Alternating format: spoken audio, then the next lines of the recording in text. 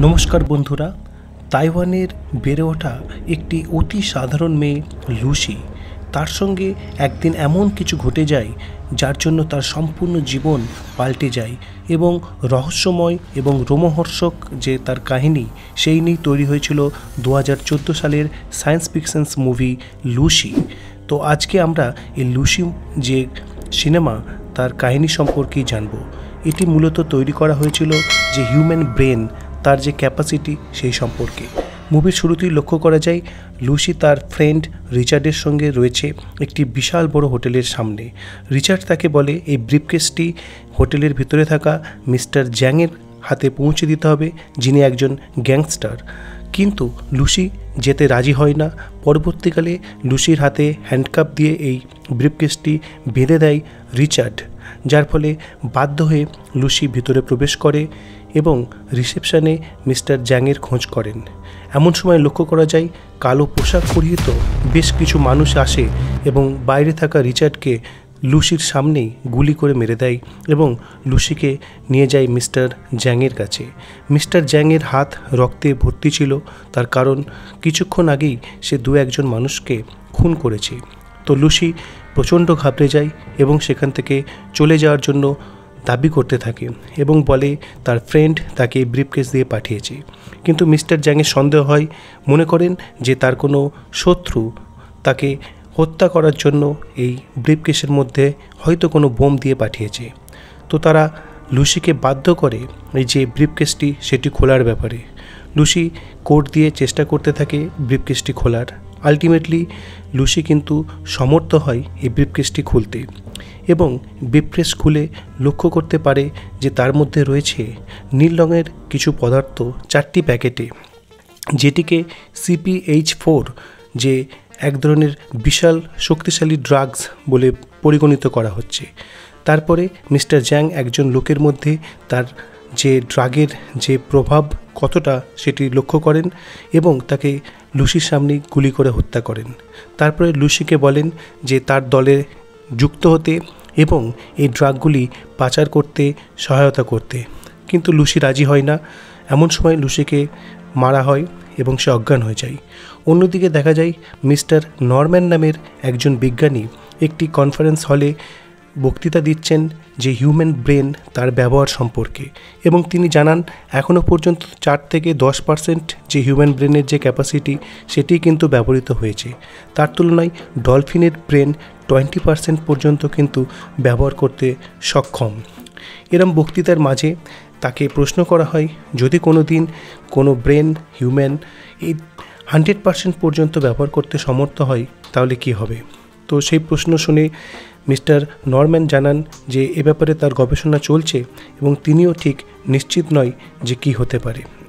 অন্যদিকে লক্ষ্য করা যায় যে লুসি দেখতে পায় যে তার পেটের দিকে কিছু ব্যান্ডেজ বাঁধা রয়েছে এবং রক্তের দাগ লক্ষ্য করতে পারে এবং সে ঘাবড়ে যায়।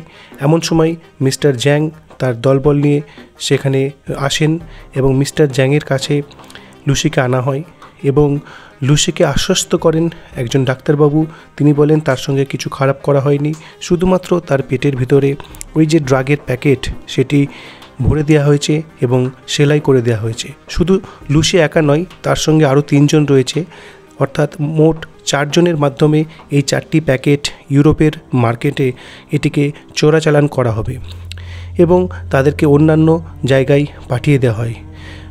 পরের সিনে লক্ষ্য করা যায় লুসিকে টর্চার করতে এই গ্যাংস্টারদের দলের কারুর দ্বারা এবং সেখানে দেখা যায় যে লুসির উপরে তারা অত্যাচার করে এবং আঘাত করে এবং লুসির পেটে লাথিও মারে এবং যেখানে তার পেটে যে CPH4 যে ড্রাগস যেটি ছিল পেটের ভিতরে সেটি এই সমস্ত লাথির আঘাতের ফলে তার যে রক্তশিরার মাধ্যমে তার শরীরে ছড়িয়ে পড়ে এবং লুসির প্রচণ্ড তার প্রভাবে ছটপট করতে থাকে।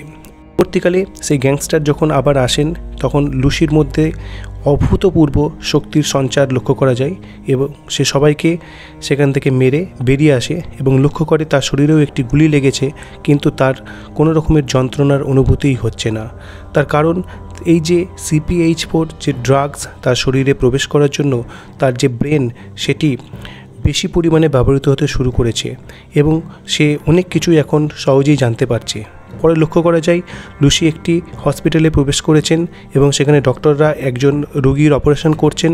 লুসি হঠাৎ এই যে পেশেন্ট তাকে গুলি করে মেরে দেন এবং ডাক্তারদের তিনি বলেন যে তিনি অনেক কিছুই বুঝতে পারেন এবং এই যে ডক্টর যে টিম তাদেরকে লুসি বলেন যে পেশেন্ট তিনি মারাই যেতেন, তার কারণ তার যে স্পাইনের যে পিছনের অংশে টিউমার ছড়িয়ে পড়েছিল, তাই তাদের সময়ের যে রক্ষা সেটা তিনি করেছেন, তাই তিনি পেশেন্টকে মেরে দিয়েছেন। এবং ডক্টরদের তিনি বলেন যে তার পেটের ভিতরে থাকা যে CPH4 ড্রাগের একটি প্যাকেট রয়েছে সেটি রিমুভ করতে এবং অপারেট করে বের করতে। এখানে একটি প্রশ্ন যে লুসি হঠাৎ জানলো কী করে ওই পেশেন্টের এই ধরনের কন্ডিশনস যে তিনি মারাই যাবেন।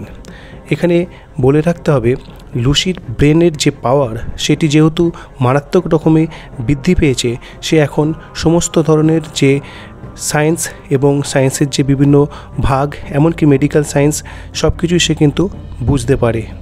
পরবর্তীকালে লক্ষ্য করা যায় লুসি যে হসপিটাল থেকে মিস্টার জ্যাংয়ের কাছে আসে এবং তার দুই হাতে দুই ছুরি বসিয়ে দেয় এবং মিস্টার জ্যাংকে জিজ্ঞেস করে বাকি তিনজনকে কোথায় পাঠানো হয়েছে, কিন্তু মিস্টার জ্যাং তার উত্তর দেয় না।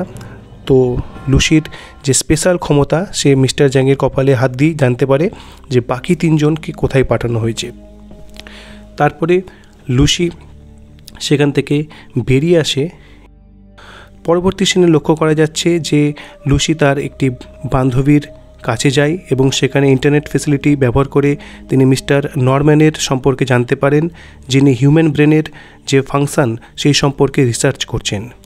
তারপরে লক্ষ্য করা যায় লুসি মিস্টার নরম্যানকে ফোন করছেন এবং তাকে জানাচ্ছেন যে সে ঘটনাচক্রে CPH4 যে হাই পাওয়ার যে ড্রাগস সেটি তার শরীরে প্রবেশ করে গেছে এবং যার জন্য সে তার যে হিউম্যান ব্রেনের যে পাওয়ার সেটি অনেকটাই আনলক হয়েছে এবং সে অনেক যে গভীর সায়েন্স সেগুলি সম্পর্কে সে বুঝতে পারছে এবং সমস্ত যে ইলেকট্রনিক্স ডিভাইস সে কন্ট্রোল করতে পারে।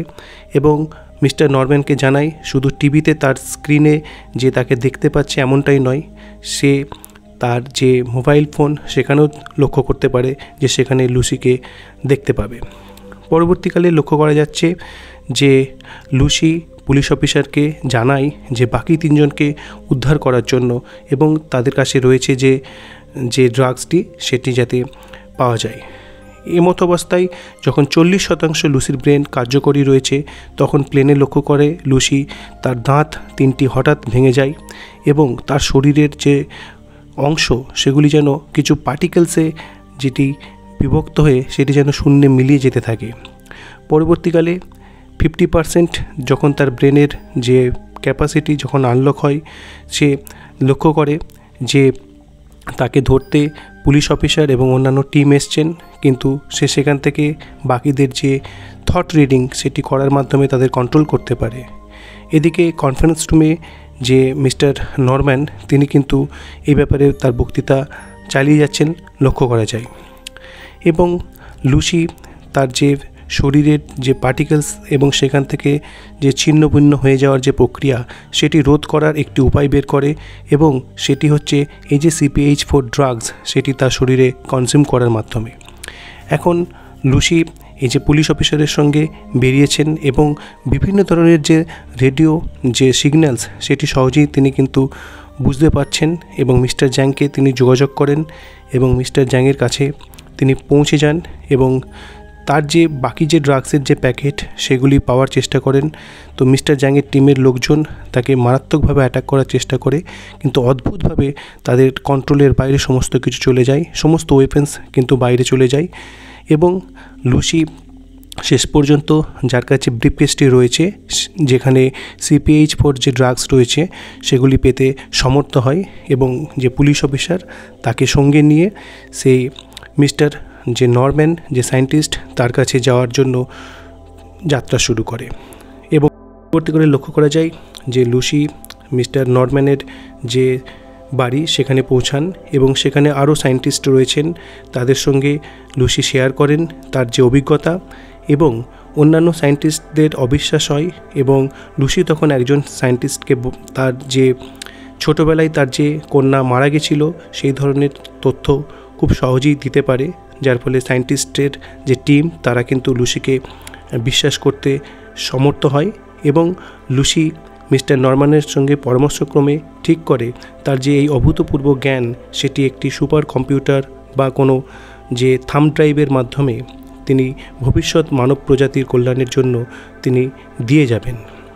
তো এরকম পরিস্থিতিতে একটি সুপার কম্পিউটার তৈরির পরিকল্পনা করেন এই লুসি এবং সেখানে সিদ্ধান্ত নেওয়া হয় যে বাকি যে CPH4 যে ড্রাগসের যে প্যাকেট পাওয়া গেছে সেগুলি স্যালাইনের মাধ্যমে তার শরীরের মধ্যে প্রবেশ করানো হবে এবং সেরকম যে প্ল্যান তার মাধ্যমে কিন্তু এই ড্রাগের যে ট্রান্সফিউশন সে প্রসেস কিন্তু শুরু করা হয় এবং লক্ষ্য করা যায় যে বিভিন্ন ধরনের যে নতুন নতুন যে সক্ষমতা তার ব্রেনের যে আপগ্রেডেশনের ফলে সেটি কিন্তু দেখতে পাওয়া যায়। এবং মিস্টার জ্যাং কিন্তু এসেছেন এবং সেখানে অ্যাটাক করেছেন এই সায়েন্টিস্টের বাড়িতে এবং তাকে যে স্যালাইনের মাধ্যমে এই ড্রাগসটা দেওয়া হচ্ছে এই দেওয়ার প্রসেস কিন্তু চলছে। এদিকে পুলিশ অফিসার মিস্টার জ্যাংকে প্রতিহত করার চেষ্টা করতে থাকে এবং দেখা যায় যে এই মুহূর্তে 70% কিন্তু যে ব্রেনের আনলক সেটি কিন্তু হয়ে গেছে এবং তার মাধ্যমে লুসির যে ক্ষমতা সেটি আরও বহুগুণে বেড়ে যেতে থাকে এবং সেখানে লক্ষ্য করা যায় যা কিছু ইলেকট্রনিক্স ডিভাইস কম্পিউটার্স রয়েছে সমস্ত কিন্তু একটা নতুন মাত্রা পাচ্ছে এবং সেগুলিকে যেন গিলে খেয়ে নিচ্ছে লুসি। এই ধরনের একটি পরিস্থিতি লক্ষ্য করা যায়। বিজ্ঞানীদের ব্যাখ্যা করেন মিস্টার নরম্যান যে লুসি একটি সুপার কম্পিউটার তৈরির প্রক্রিয়ায় রয়েছে এবং লুসি সঙ্গে সঙ্গে টাইম এবং যে টাইমের যে ব্যবধান সেটি অতিক্রম করে বিভিন্ন যুগে চলে যায়, যেখানে মানুষের প্রাথমিক স্তর এবং সেখান থেকে যে ডাইনোসরদের যুগ সমস্ত যুগেই কিন্তু সে অনায়াসেই বিচরণ করতে পারে। এবার 99% তার ব্রেনের যে আনলকিং সেটি কিন্তু হয়ে যায় এবং সেটি সে ব্যবহার করতে সমর্থ হয় এবং সে সেই স্থানেও পৌঁছে যায় যখন প্রথম যে বিগ ব্যাং হয়েছিল সেই জায়গায়। এবার লক্ষ্য করা যায় মিস্টার জ্যাং গুলি করছেন এই লুসিকে, কিন্তু লুসি সেখানে নেই এবং মিস্টার নরম্যানের হাতে চলে আসে একটি থাম্ব ড্রাইভ এবং যে পুলিশ অফিসার তার মোবাইলে মেসেজ আসে যে আই অ্যাম এভরিহোয়ার, অর্থাৎ লুসি কিন্তু পুরো উবে গেল এবং সে মিলিয়ে গেল, কিন্তু সে জানিয়ে দিল যে সে সমস্ত জায়গার মধ্যেই রয়েছে।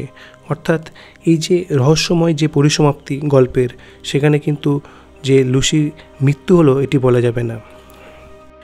মূলত লুসি গল্পটি তৈরি করা হয়েছে আইনস্টাইনের ব্রেন ক্যাপাসিটি তত্ত্বের উপর ভিত্তি করে এবং এই যে CPH4 ড্রাগসের কথা সিনেমায় বলা হয়েছে সেটি কিন্তু বাস্তবে নেই। মনে করা হয় এটি প্লাসেন্টা থেকে কাল্পনিকভাবে তৈরি করার কথা এবং এই সিনেমার যে ভিত্তি সেটি সম্পূর্ণই রয়েছে গড পার্টিকেলস এবং যে কোয়ান্টাম ফিজিক্স তার উপর দাঁড়িয়ে। তো কেমন লাগলো আজকের গল্প অবশ্যই জানাবেন এবং এই ধরনের কাহিনী পেতে অবশ্যই চ্যানেলটি সাবস্ক্রাইব করবেন। ধন্যবাদ।